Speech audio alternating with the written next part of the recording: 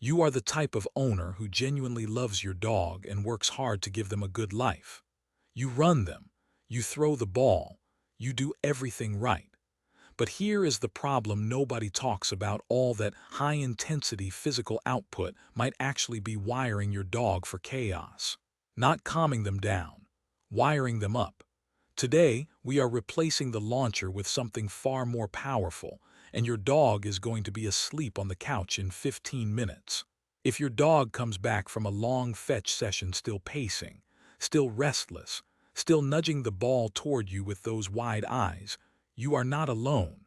Most owners assume more exercise means more calm, but the science tells a different story.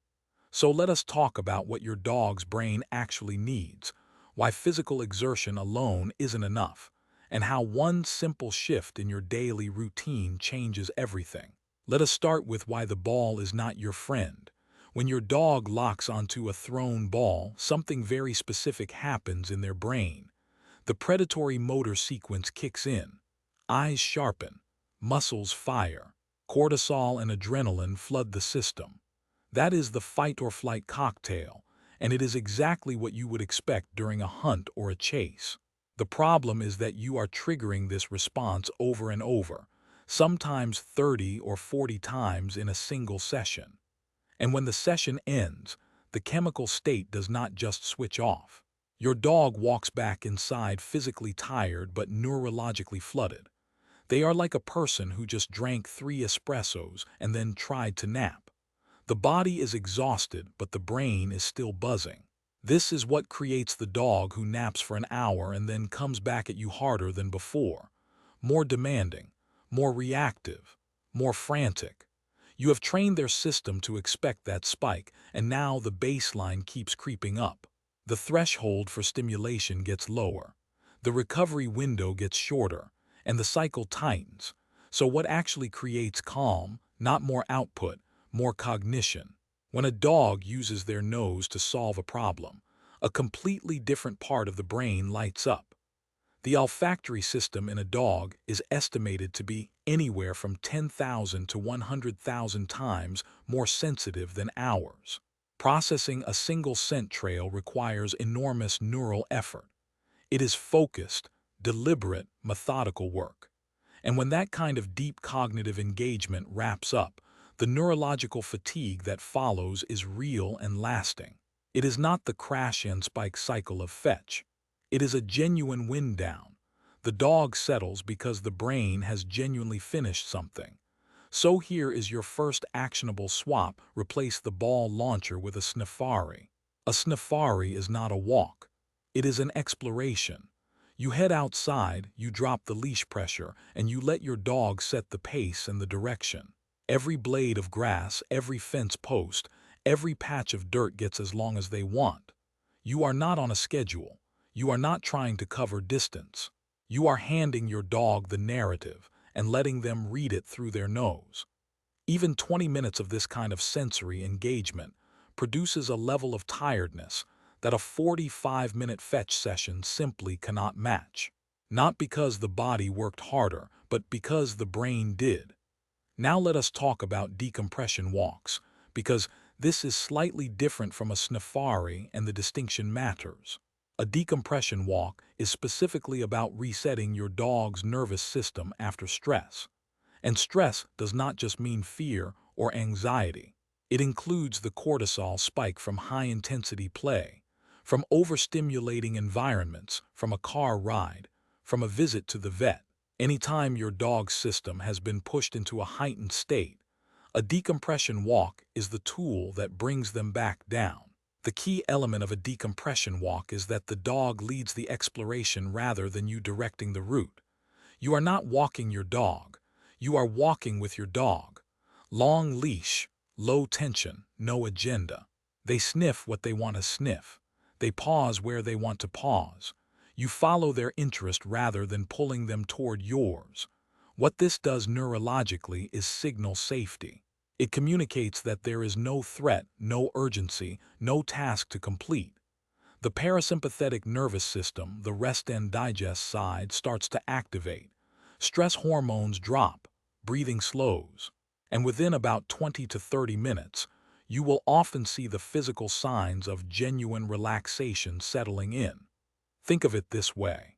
If you had a stressful day at work and someone forced you to sprint on a treadmill the moment you walked in the door, you would not feel better. You would feel worse.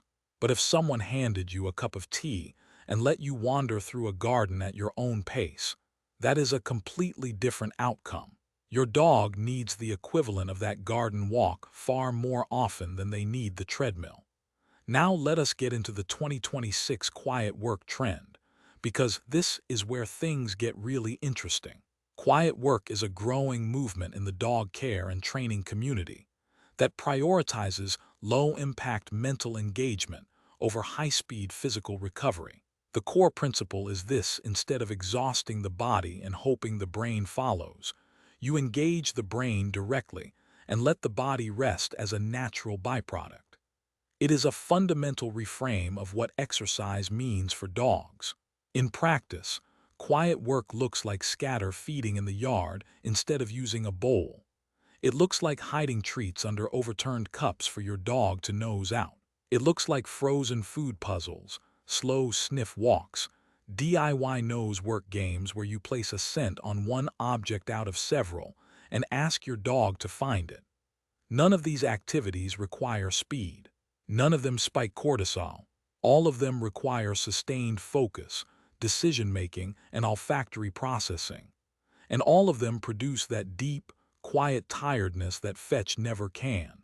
The reason this is becoming a recognized trend is that veterinary behaviorists and certified trainers are finally connecting the dots between high arousal activity loops and the rise in reactivity, anxiety, and hyperactivity diagnoses in otherwise healthy dogs.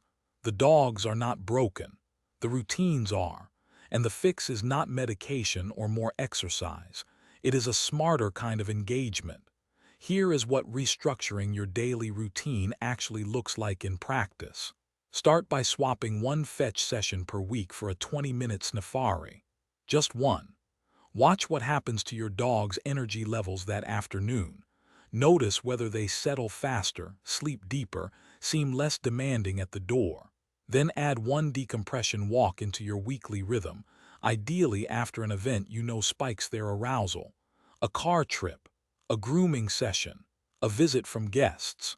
Give them that long leash, low agenda wind down afterward and track the difference. Then start layering in 1 or 2 quiet work sessions in place of the second daily feeding. Scatter the kibble in the grass. Let them work for it with their nose. 5 minutes of scatter feeding produces more cognitive fatigue than you expect and costs you almost nothing in effort. You do not have to throw away the ball forever. Physical exercise still matters. But when mental engagement becomes the centerpiece of your dog's daily routine rather than an afterthought, the whole household shifts. The frantic energy softens. The demands quiet down. The dog who used to bounce off the walls at 9 p.m. is now curled up at your feet. Not because they are suppressed, but because they are genuinely, deeply satisfied. If any of this landed for you, the next step is simple. Try one safari this week. Not a walk, an exploration. Drop the agenda, let your dog lead, and give them 20 minutes to read the world through their nose. Then come back and watch the next video on building a nose work routine from scratch. Because once you see what 15 minutes of scent work does to your dog's behavior, you will never look at the ball launcher the same way again. Thanks for watching. If you loved this video, scan the QR code on the screen right now to subscribe and join the Pawsome Life family. Give your dog a belly rub for us, and we will see you in the next video.